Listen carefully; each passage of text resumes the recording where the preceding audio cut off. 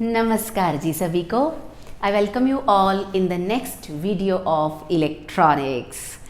अब इलेक्ट्रॉनिक्स करते बहुत दिन हो चले, आगे बहुत दिन होंगे भी, लेकिन हम बहुत ही खूबसूरत से पड़ाव पर खड़े हैं। We are in the phase of discussions of transistors. Transfer plus resistor. Transistor is a device which is used to convert transfer resistance from low value to high value. हम लोगों को अपनी पिछली वीडियो में ये समझ आ गया था कि ट्रांजिस्टर करंट को कंट्रोल करने का काम करता है। ये चाहे तो करंट को बढ़ा सकते हैं हम, चाहे तो हम करंट को कम कर सकते हैं। जब हमें करंट को कम करना है तो हम इसको कह देते हैं कि हमने इसको एक्टिव रीजन में काम करवा लिया है, हमने इससे कांस्टेंट करंट की सप्लाई लेनी शुरू कर दी है। और जब हमें एम्प्लीफिकेशन करवानी होती है, हम सैचुरेशन रीजन में काम ले रहे थे। And we were discussing common base transistor characteristics, उनको हमने डिस्कस कर लिया था। और ट्रांजिस्टर काम कैसे करता है, वर्किंग, वो भी हमने डिस्कस कर ली थी। कॉमन बेस ट्रांजिस्टर कैरेक्टरिस्टिक्स को छोटी सी एनिमेशन के साथ भी आपको समझाने की मैंने पूरी कोशिश करी। जिन्होंने उसको देखा उनको आज बहुत मज़ा आने वाला है, क्योंकि आज चीज़ें कंटिन्यूशन में ही चलेंगी। और जिन्होंने उसको नहीं देखा, आई विल सजेस्ट कि आप उस वीडियो को देखिए। Link is available in the description. तो आज हम डिस्कस करने जा रहे हैं common emitter characteristics. Common emitter characteristics. हमें पता है कि ट्रांजिस्टर भाई साहब जो हैं, इनके पास 3 टर्मिनल्स रहते हैं, एमीटर, बेस एंड कलेक्टर। अब इनपुट जिसमें से 2 टर्मिनल्स इनपुट को चाहिए और 2 टर्मिनल्स आउटपुट को चाहिए। अब हम करेंगे कैसे? तो हमने इसका सॉल्यूशन क्या फाइंड आउट किया कि भैया तीनों में से 2 तो फिक्स कर दीजिए कि ये इनपुट में रहेगा, ये आउटपुट में रहेगा, और एक को कर दीजिए कॉमन।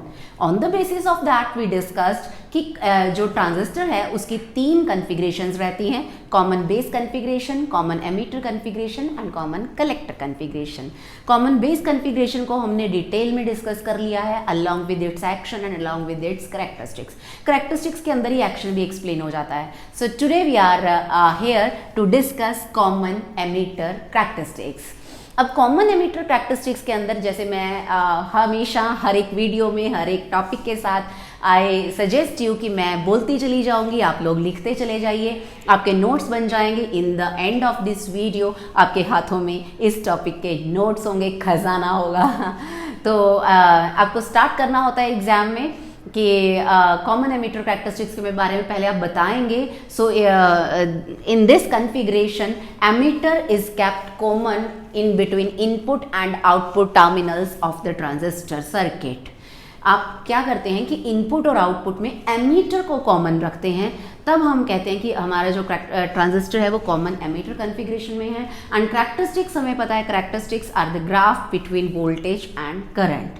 तो उसी तरीके से जैसे input characteristics and output characteristics की बात हमने कॉमन बेस ट्रांजिस्टर में करी थी, वही बात हम कॉमन एमिटर ट्रांजिस्टर के अंदर भी करेंगे। ट्रांसफर कैरेक्टरिस्टिक्स दोनों की एग्जैक्टली सेम रहती हैं, इनपुट करंट और आउटपुट करंट के बीच का जो ग्राफ रहता है।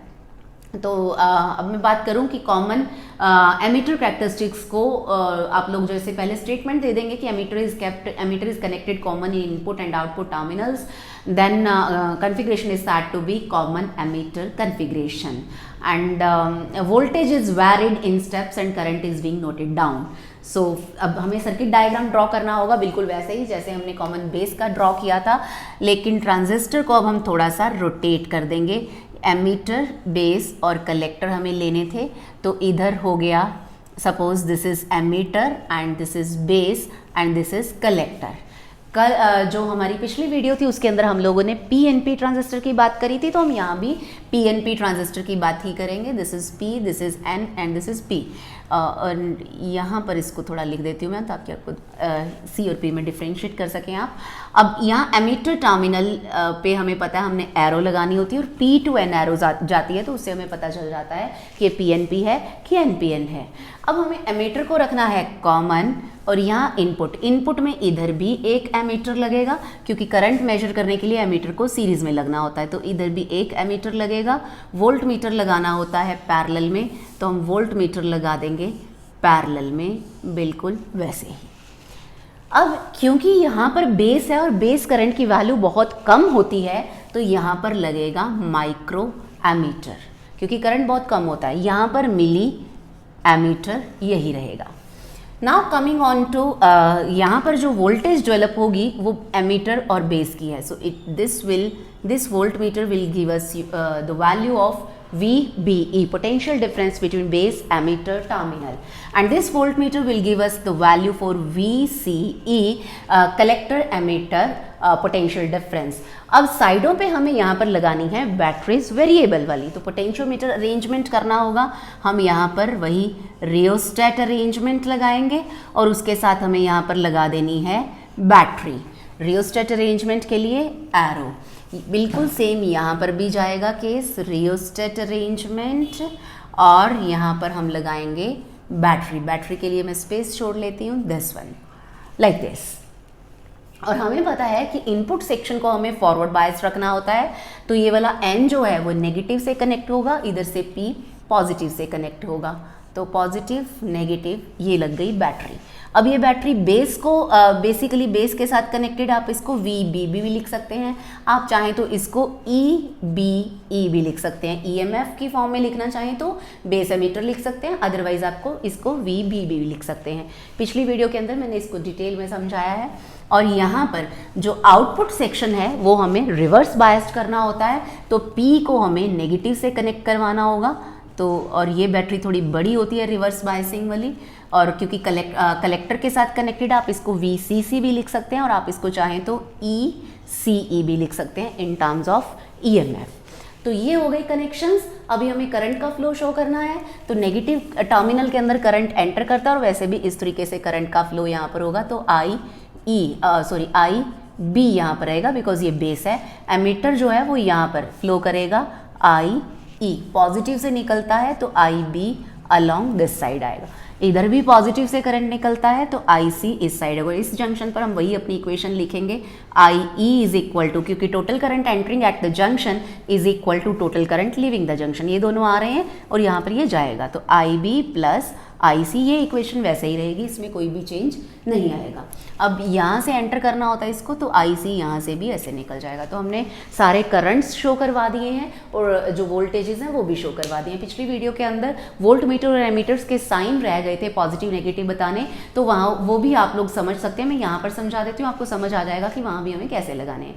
बाकी सारे तो जैसे मैंने फॉरवर्ड रिवर्स की तरीके से बता दिया, समझा दिया। अब जो वोल्ट मीटर और एमीटर्स लगते हैं किसी भी सर्किट में, वो बैटरी के अकॉर्डिंग लगते हैं कि ये वाली जो बैटरी की नेगेटिव साइड है तो यहाँ पर इसका नेगेटिव टर्मिनल हो जाएगा और opposite side will be positive. इसी तरीके से वोल्ट मीटर इधर से नेगेटिव और इधर से पॉजिटिव। ऐसा ही सेम आपको कॉमन बेस ट्रांजिस्टर कैरेक्टरिस्टिक्स में भी कर लेना है।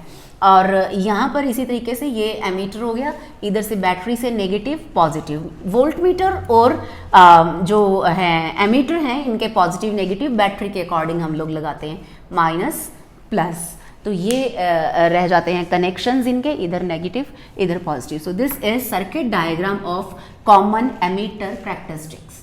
इसको आप लोग नोट कर लीजिए, अंडरस्टैंड कीजिए। कुछ नहीं पता लगता है, कमेंट बॉक्स आपके सामने खुला है, वहाँ पर लिखिए अपनी क्वेरी को, मैं आपकी क्वेरी सॉल्व करूँगी। उसके बाद आपको बताना होता है इसके अंदर कि input is fed to base emitter junction. Input हम यहाँ पर, मैं जैसे कहती हूँ कि मैं बोलूँगी, आप लिखिए, आपको समझ भी आएगा और आपके नोट्स भी बन जाएंगे। Input is fed to base emitter junction and output is taken across collector emitter junction. Base emitter junction is forward biased by connecting negative terminal of battery VBB to the base terminal, and collector emitter junction is reverse biased by connecting negative terminal of battery VCC to this collector circuit or collector side of the circuit. A milliammeter is connected in output circuit because collector current is large and its value is in comparison with the value of emitter current. A microammeter is connected in input section because input is given to the base now, and base current is very small because of recombinations and because base layer is very thin. That is why this current is very small and we will have to use microammeter as compared to milli. ये जो base current है यहाँ पर, क्योंकि ये base terminal है और base के साथ ही हम लोगों ने इस बैटरी को कनेक्ट किया जो इसको इनपुट देगी. Now input is taken, input is given to the base and base current is very small, that is why we have used here micro ammeter. इसी वजह से हमने यहाँ पर माइक्रो एमीटर लगा लिया है. तो ये कंस्ट्रक्शन पार्ट हो गया जो आपको समझ आ गया होगा. एंड अगर मैं बात करूँ कि जो कलेक्टर करंट है, this is comparatively very large, that is why millimetre is connected. I am repeating this statement. And base current is very small, और मैं कहूँ comparatively very small, that is why we have connected micro ammeter here. तो हमने micro ammeter की बात कर ली. And along with that R1 and R2 are two resistances which are used to generate potentiometer arrangements or rheostat arrangements to vary input and output voltage. So by varying R1 and R2, voltages can be varied in input and output section respectively. तो ये हो गया construction वाला part. इसके बाद आपको यहाँ पर सब हेडिंग देना होता है characteristics का. So we will be discussing two types of characteristics of the transistor, input characteristics and output characteristics. So पहले हम बात करेंगे, आप लोग यहाँ पर हेडिंग दे दीजिएगा, input characteristics of the transistor. अब input characteristics किस तरीके से ली जाती हैं, हम पहले उसकी बात करेंगे, उसके बाद हम कंक्लूजन्स की बात करेंगे. अगर आप input characteristics are the curves or plots between input voltage and input current at constant output voltage. अब इनपुट वोल्टेज यहाँ पर है VBE, तो इसका मतलब ये वाला जो ग्राफ होगा, मैं इसको IB को इरेज करके यहाँ लिख देती हूँ, हमें पता है, और IC को इरेज करके मैं यहाँ लिख देती हूँ, और ये इक्वेशन बेसिकली इसको डिनोट करती है. तो अब हम लोग अपना ग्राफ ड्रॉ करेंगे. इनपुट ये वाली है, इनपुट वोल्टेज VBE इन वोल्ट्स. मैं बोल भी रही हूँ, आप लोग साथ साथ लिख लीजिए अगर विजिबिलिटी में कोई प्रॉब्लम है. VBE इन वोल्ट्स, तो VBE इन वोल्ट्स हो गया. एंड देन यहाँ पर जो हमें लेना है करंट, इनपुट वोल्टेज है तो यहाँ पर करंट भी इनपुट आएगा, and input current is base current. तो ग्राफ हो जाएगा ये किसके अंदर, IB वर्सेस VBE, और IB के यूनिट्स होते हैं माइक्रो एम्पियर्स लाइक दिस. और ग्राफ कुछ कुछ उसी तरीके का रहता है जिस तरीके का हम लोग बात करते आए. पीछे हमने कॉमन उसके अंदर बात करी थी, कॉमन बेस करैक्टरिस्टिक्स के अंदर बिल्कुल वैसे ही कुछ कुछ जो ग्राफ है वो कुछ कुछ उसी फॉर्म का ही रहता है. लेकिन वहाँ पर थोड़ा डिफरेंट था कि 0 1 इस तरीके से चलता था. यहाँ पर सपोज VCE हमें कांस्टेंट रखनी है. सपोज ये 0 वोल्ट हो गई VCE. उसके बाद सपोज 0 वोल्ट के बाद मान लीजिए आपने इसको -0.1 वोल्ट कर दिया है, और यहाँ पर सपोज आपने इसको -0.5 वोल्ट सपोज या 2 वोल्ट आपने किया. करते करते आप इसको बढ़ाते चले जा रहे हैं लाइक दिस. तो ये जो कहानी है ये रहती है कॉमन एमीटर की. और यहाँ पर जो वैल्यूज़ होंगी VBE, ये भी नेगेटिव वैल्यूज़ ही हैं, और नेगेटिव वैल्यूज़ में यहाँ पर 0 हो गया सपोज, यहाँ पर -0.2 suppose, -0.4 suppose, -0.6 volts, and like this. कुछ इस तरीके की वैल्यूज़ ये रहती हैं.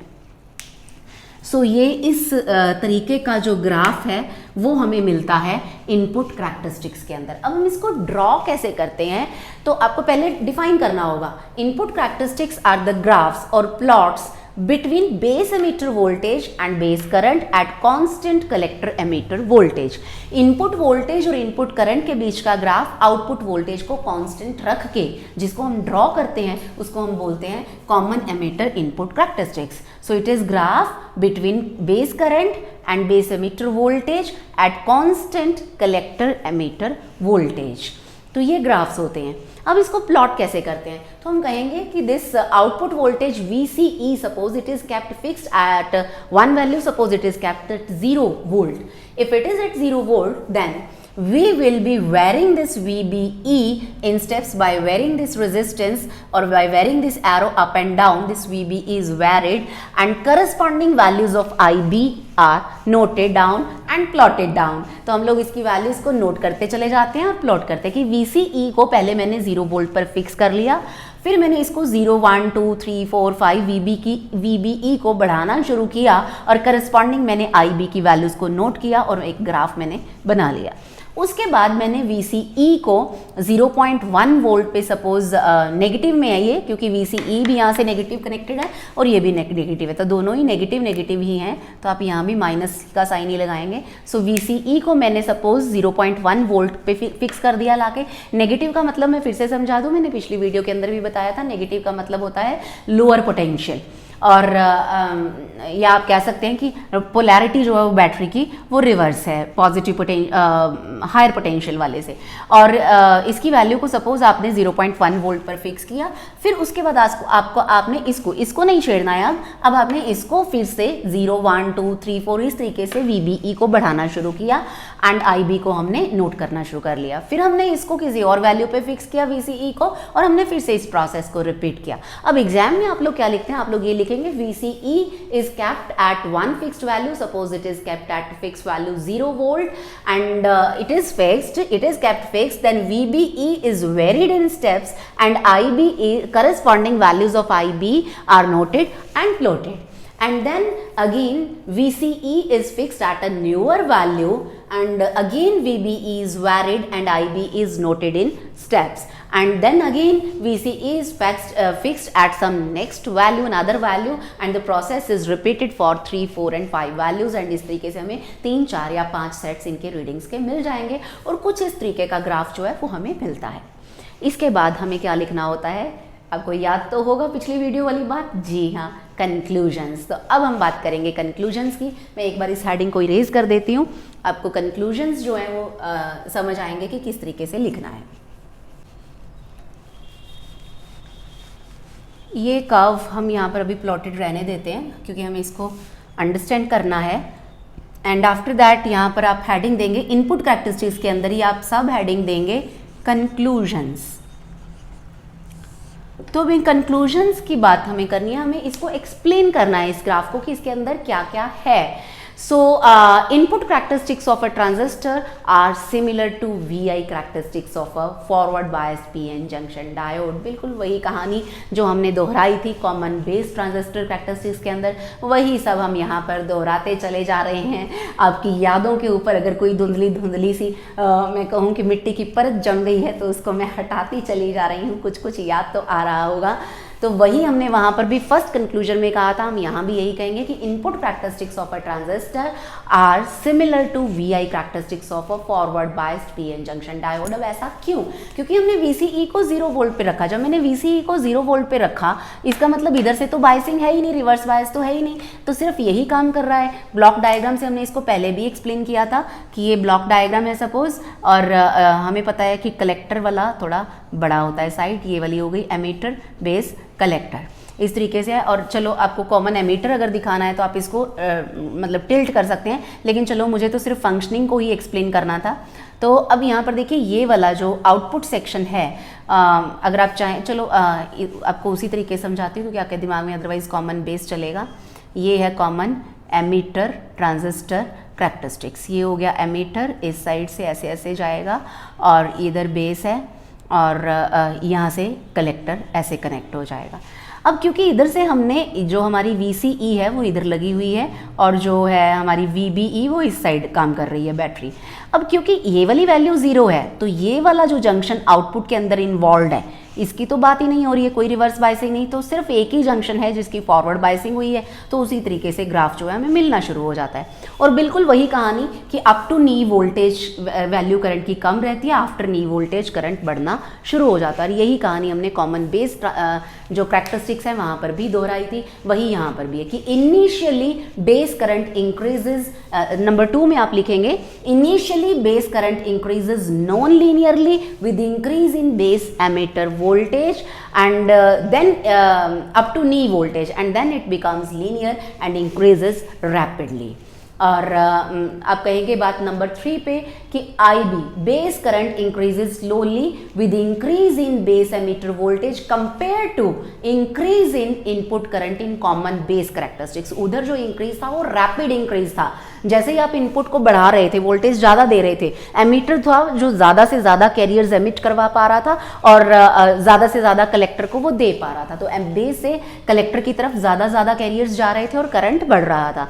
लेकिन यहाँ पर बेस को ही इनपुट दे रहे हैं, क्योंकि बेस के अंदर कैरियर्स ऑलरेडी कम है, बेस रीजन थिन है और उसके अंदर कैरियर्स पहले, चार्ज कैरियर्स पहले ही कम है, तो इस वजह से जो करंट रहता है, नो डाउट वोल्टेज बढ़ाने से करंट बढ़ेगा, चार्ज कैरियर्स को फ्रीडम ज़्यादा मिलेगी, वो ज़्यादा ट्रेवल करेंगे, लेकिन जब हैं ही कम, अब मान लीजिए यहाँ पर 10 स्टूडेंट्स बैठे हो, मैंने धक्का मार मार के उनको बाहर निकाला कि जाओ जाओ जाओ, हैं ही 10, तो वो 10 से ज़्यादा कहाँ चलेंगे, तो ये रहता है यहाँ पर। इस वजह से कुछ हद तक उसके कंपैरिजन में, कॉमन बेस के कंपैरिजन में यहाँ पर जो इंक्रीज रहता है वो इंक्रीज कम होता है because of presence of less number of charge carriers. अब नंबर 4 में आपको लिखना है input characteristics depend on VCE slightly but increases with increase reverse biasing of common ammeter. कि इधर से अगर आप रिवर्स बाइसिंग इंक्रीज करते जा रहे हैं तो हमें पता है कि जो करंट है वो बढ़ते चला जा रहा है, करंट जो है वो बढ़ रहा है। ये हमने पिछले के अंदर भी किया था कि आप करस्पॉन्डिंग यहाँ पर सपोज ये एक वैल्यू VBE की लीजिए, VBE फिक्स्ड है, यहाँ पर ये 0 वोल्ट थी और रिवर्स बाइसिंग बढ़ा रही है तो करंट जो है वो कम हो रहा है, करंट इस केस में करंट कम हो रहा है, तो यहाँ पर ये वैल्यू, यहाँ पर ये वैल्यू, तो करस्पॉन्डिंग जो वैल्यूज़ हैं वो हमें कम कम कम मिलती चली जा रही हैं। सो थोड़ा, लेकिन ये कि स्लाइटली डिपेंड कर रही है, बहुत ज़्यादा इम्पैक्ट जो है वो इसका हो नहीं रहा है। अब अगर मैं बात करूँ उसके बाद इनपुट रेजिस्टेंस की, जिसकी हमें बात करनी होती है, so input resistance last point में आप लोग लिखेंगे input resistance of common emitter transistor is defined as change in ratio of change in base emitter voltage to change in base current at constant collector emitter voltage। ये हो गया formula input resistance का। अब जो input resistance होता है common emitter transistor का वो ज्यादा होता है as compared to common base. Reason is again same, क्योंकि यहाँ पर इनपुट हम दे रहे हैं बेस के अक्रॉस और वहाँ पर हम इनपुट दे रहे थे एमिटर के अक्रॉस, और एमिटर में चार्ज कैरियर ज़्यादा होते हैं, ज़्यादा फ्लो करेंगे, करंट ज़्यादा होगा तो रेजिस्टेंस कम होगा। यहाँ पर बेस के अंदर चार्ज कैरियर्स ऑलरेडी कम है, बेस को रिकॉम्बिनेशंस करने हैं और इस वजह से कि इनपुट को बढ़ाने से करंट बढ़ता तो है, लेकिन अगर हम कॉमन बेस के कंपैरिजन में इसकी बात करें तो वो कम होता है। अब सब कुछ कम कम है तो इसको हम प्रेफर क्यों करते हैं, आएगा समझ, आपको आगे समझ आएगा, रुको ज़रा सब्र करो कहा जाता है। तो जो इनपुट रेजिस्टेंस है, इनपुट रेजिस्टेंस किसका, कॉमन बेस ट्रांजिस्टर कैरेक्टरिस्टिक्स के दौरान जो किया था उसकी वैल्यू कम होती है, इनपुट रेजिस्टेंस जो हम कर रहे हैं कॉमन एमीटर में। तो ये कहानी रहती है इनपुट कैरेक्टरिस्टिक्स की। इसके बाद हम बात करेंगे आउटपुट कैरेक्टरिस्टिक्स की। अब हमें आउटपुट कैरेक्टरिस्टिक्स को एक्सप्लेन करना है, तो मैं इसको इरेज कर देती हूँ एंड आई थिंक अब मुझे इसको सर्किट डायग्राम को भी इरेज नहीं, स्लिप ऑफ टंग ज़्यादा ही हो रहा है, इरेज कर देना चाहिए ताकि हम इजीली बड़ा बड़ा ग्राफ बनाकर अपना एक्सप्लेनेशन कर सकें। तो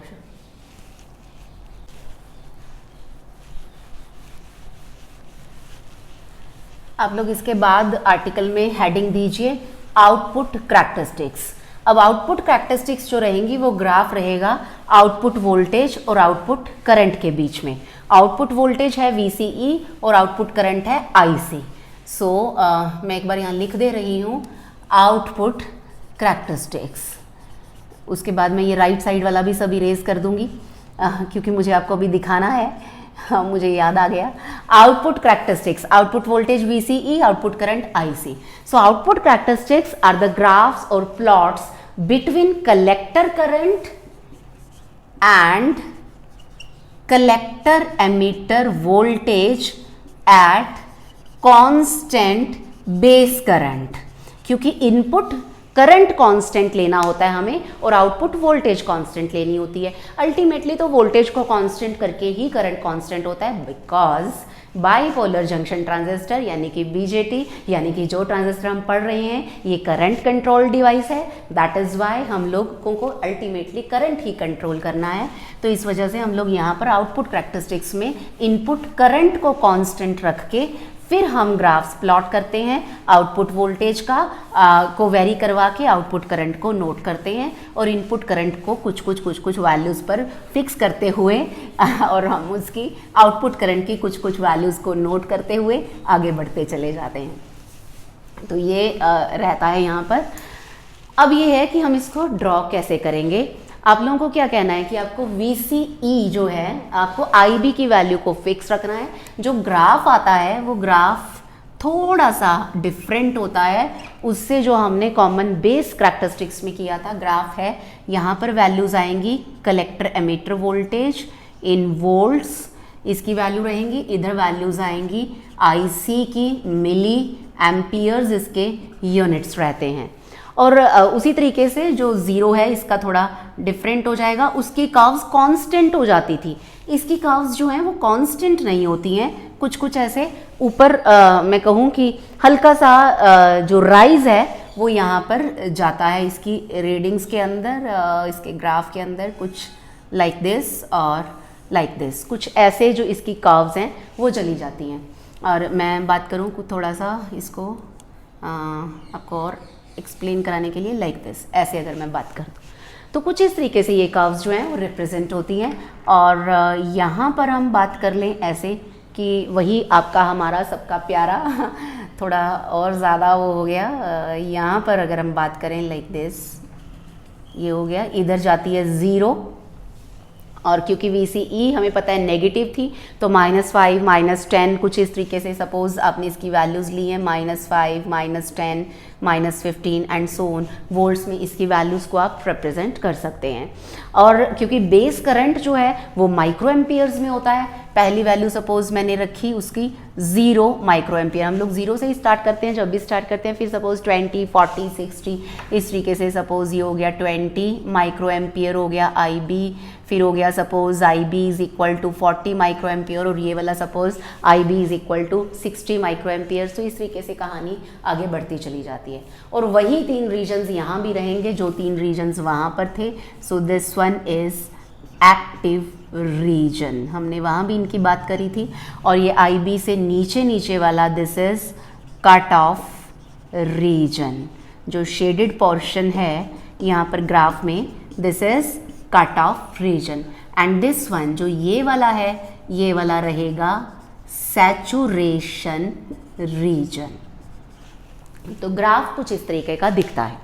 अब हमें इसको प्लॉट कैसे करना है मैं बोलूँगी, आप लिखिए, आपके नोट्स बन जाएंगे। आप चाहे ग्रेजुएशन के स्टूडेंट्स हैं चाहे पोस्ट ग्रेजुएशन के स्टूडेंट्स हैं, this topic is important for you to plot these characteristics. Base current is kept fixed, collector emitter voltage is changed in steps and corresponding values of collector current are noted and plotted, and this process is repeated for another value of IB, finite value of IB, again VCE is varied and IC is noted, and again we can repeat the whole procedure for different value of IB and for different value of IB, कि हम लोग IB को पहले 0 पर fix कर लेते हैं और VCE को 0 1 2 3 इस तरीके 0 5 10 15 ऐसे स्टेप्स में वेरी करवाते हैं और हम लोग इसको IC को नोट करते चले जाते हैं, IC को हम नोट करते चले जाते हैं और प्लॉट भी करते हैं। इसी तरीके से फिर हम लोग IB को एक नई वैल्यू पर फिक्स करते हैं, सपोज वो 20 हो गई,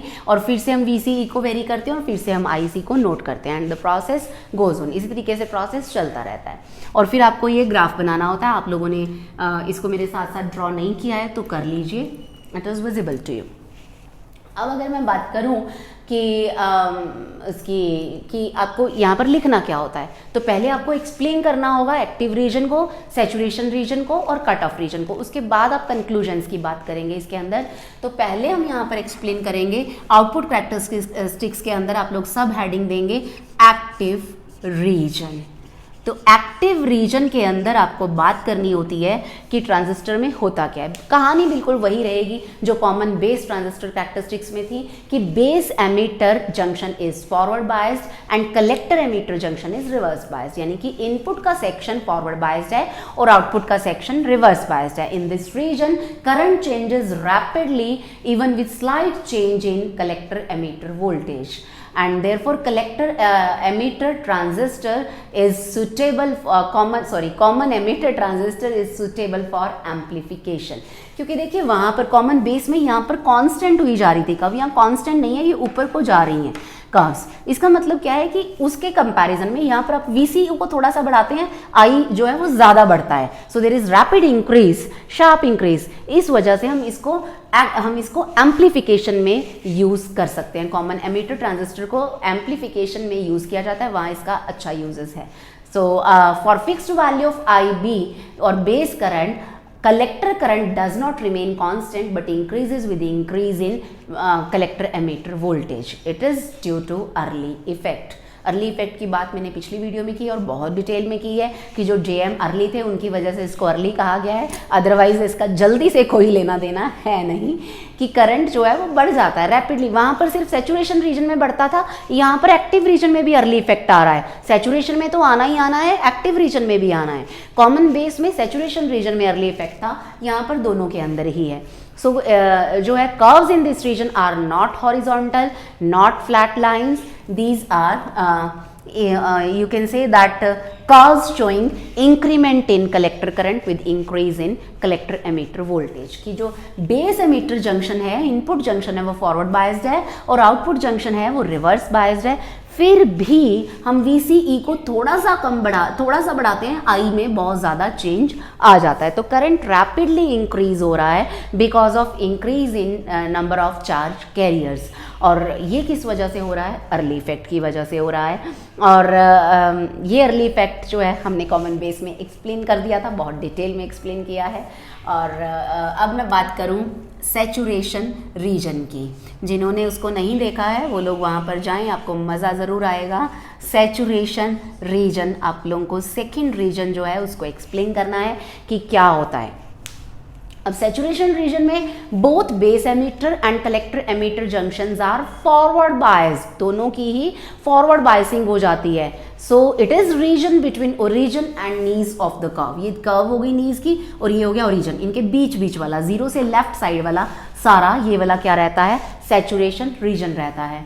सो इसके अंदर बेस एमिटर जंक्शन यानी कि इनपुट जंक्शन और आउटपुट जंक्शन जो कि कलेक्टर एमिटर जंक्शन है, दोनों की ही फॉरवर्ड बायसिंग की गई है, both are forward biased. Now transistor action is stopped, क्योंकि ट्रांजिस्टर को तो क्या काम करना था? लो से हाई रेजिस्टेंस ट्रांसफर करना था। यहाँ पर तो दोनों ही फॉरवर्ड बायस्ड हो गए हैं, दोनों का ही रेजिस्टेंस लो हो गया है, इनपुट सेक्शन का भी आउटपुट सेक्शन का भी। तो ये बेसिकली रेजिस्टेंस को ट्रांसफर नहीं कर पा रहा है, या मैं कहूँ कि ट्रांजिस्टर का जो बेसिक एक्शन था वो यहाँ पर परफॉर्म नहीं हो पा रहा है। इस वजह से हम इसको सैचुरेशन रीजन बोलते हैं। So transistor acts like small ohmic resistance, कि आपने पीछे से सप्लाई बढ़ाई, करंट बढ़ता चला जा रहा है, और rather than a current source. तो यहाँ पर वो करंट सोर्स का काम नहीं कर रहा है कि आपने करंट को अपनी मर्जी से बढ़ाना है, अपनी मर्जी से कम करना है, ऐसा नहीं हो पा रहा है।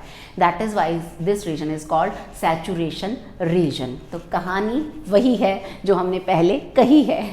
सो थर्ड वन जो रीजन रहता है that is cut off region in case of common emitter transistor characteristics. And common emitter transistor characteristics हो चाहे कॉमन बेस हो, ये कट ऑफ रीजन जो है वहाँ पर IE 0 के नीचे था, यहाँ पर IB 0 के नीचे वाला जो पोर्शन रहता है वो कट ऑफ रीजन रहता है। और इस रीजन में इनपुट सेक्शन और आउटपुट सेक्शन दोनों ही रिवर्स बायस्ड हो जाते हैं। ये वाला 0 तभी होगा ना जब इनपुट भी रिवर्स बायस हो जाएगी, या इनपुट आ ही नहीं रही है, एक ही बात है, तो तभी हम कहेंगे कि बेसिकली दोनों ही रिवर्स बायस्ड है। तो जब दोनों ही रिवर्स बायस है तो कोई करंट ही नहीं आएगा, तो हम कहेंगे कि ये कट ऑफ हो गया भाई, सब कुछ ट्रांजिस्टर है वो अपनी ऑफ स्टेट में चला गया। स्विच की तरह भी काम करता है, ऑन है तो एक्टिव रीजन, ऑफ है तो कट ऑफ रीजन। अब आपको क्या लिखना है कट ऑफ रीजन में? You will say that base emitter junction and collector emitter junction both are reverse biased in this region, and this region is located below the curve of IB is equal to 0 microampere, या I current base current 0 microampere हो, उसके नीचे वाला जो region हो उसको हम cut off region बोलते हैं। और अब हम बात करेंगे कंक्लूजन्स की, कि ये बता क्या रही हैं हमें, what these characteristics are being signifying to us. तो वही आप लोग कंक्लूजन्स के अंदर आप लोग पहले यहाँ पर एक सब हेडिंग दे देंगे कंक्लूजन्स। कंक्लूजन्स में you will write number 1 so conclusions लिखने हैं आपको. In conclusions number 1 you will write that IC is not zero. बड़ी खास बात है, collector current is not zero when base current is zero. Base current zero है, collector current हमें फिर भी मिल रहा है. ये वैल्यू देखो करस्पॉन्डिंग इसके आ रही है. सो ये कहाँ से आ गया? It is because of intrinsic conduction in semiconductor. कि सेमीकंडक्टर के अंदर अपने चार्ज कैरियर्स हैं. इंट्रिंसिक सेमीकंडक्टर्स भी कंडक्ट करते हैं. अब जब बैटरी लगी हुई है उसने एक रास्ता दे दिया है चार्ज कैरियर्स को कि भैया आप इस तरीके से यहाँ से जाइए, तो इस वजह से करंट फ्लो करता है यहाँ पर भी. और अगर मैं बात करूँ उसके बाद आउटपुट रेजिस्टेंस भी हमें यहाँ पर दिखाना होता है. तो आउटपुट रेजिस्टेंस जो रहता है नंबर 2 यहाँ पर, output resistance is ratio Ohm's law V upon I.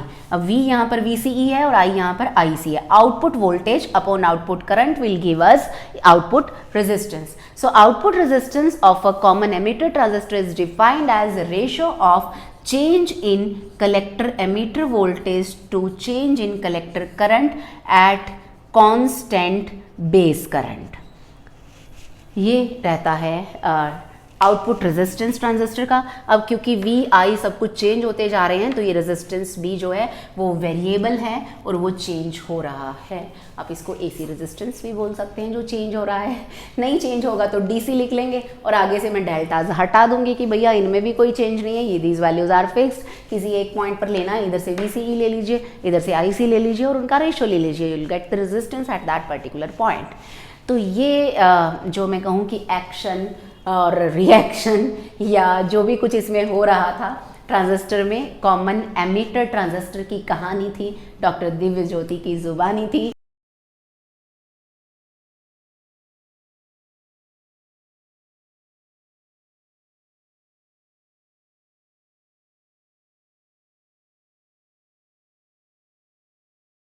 I hope आप लोगों को समझ आया होगा. अगली वीडियोस के अंदर हम लोग और अच्छे और खूबसूरत टॉपिक्स के साथ आपके साथ मुलाकात करेंगे.